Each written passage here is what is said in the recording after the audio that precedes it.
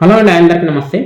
వివిధ రాజకీయ నాయకులు వాళ్ళ అధికారంలోకి రావడానికి ఫ్రీ పథకాలు పెడతారు. ఫ్రీ పథకాలు పెట్టిన తర్వాత వాళ్ళు గెలిచిన తర్వాత పథకాలు అమలు చేసిన తర్వాత పథకాలు పొందిన ప్రజలు ఎంతో హ్యాపీగా ఫీల్ అవుతారు. అమ్మయ్య, మన రాజకీయ నాయకుడు వచ్చిన తర్వాత పలానా రాజకీయ నాయకుడు ఇది చేశాడు, ఆయన వచ్చిన తర్వాత ఒక గొప్ప పని మాకు దేవుడిలాగా ఉన్నాడు, ఆయన వచ్చిన తర్వాత ఇది జరిగింది అది జరిగిందని ఎంతో ఇదిగా ఇది చేశారు.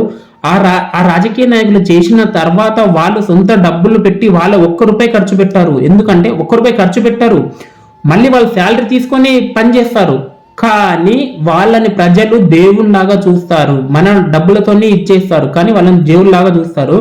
మరి అదే పని పెద్ద పెద్ద దేవస్థానంలో తిరుపతి కానీ, శ్రీశైలం కానీ, యాదాద్రి కానీ, ఇక్కడ ఉన్న ఎంతో టెంపుల్స్లలో కొన్ని కోట్ల ఫండ్స్ వస్తూ ఉంటాయి. ప్రతి ఒక్కరు ఒక ₹100 కానీ, ₹1000 కానీ, 2000 కానీ ఇలా ఎంతో కోట్లు ఇచ్చిన వాళ్ళు కూడా ఉంటారు.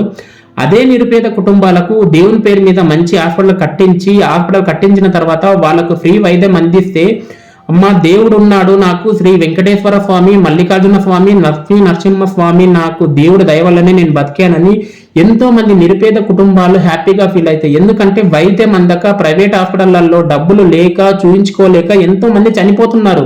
అలాంటి వాళ్ళకి దేవుని పేరు మీద మంచి హాస్పిటల్ కట్టిస్తే ఎంతమంది హ్యాపీగా ఫీల్ అవుతారు. దేవుడిలో ఉండిలో వచ్చిన డబ్బులు అసలు ఒక్కటి కూడా ప్రజలకు అందట్లేదు. ఎందుకు ఇంత ఇది? ఈ విషయం మీద ప్రతి ఒక్కరు ప్రశ్నించాలి. ప్రతి ఒక్కరు మాట్లాడాలి.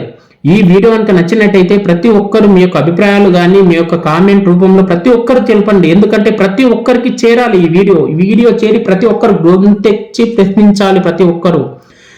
అలాగే మీ యొక్క ఈ వీడియోని మాత్రం సబ్స్క్రైబ్ చేసుకోవడం మాత్రం మర్చిపోకండి. మీ యొక్క కామెంట్ని, అభిప్రాయాలని కామెంట్ రూపంలో తెలపండి. దయచేసి ప్రతి ఒక్కరికి షేర్ చేయండి. Thank you.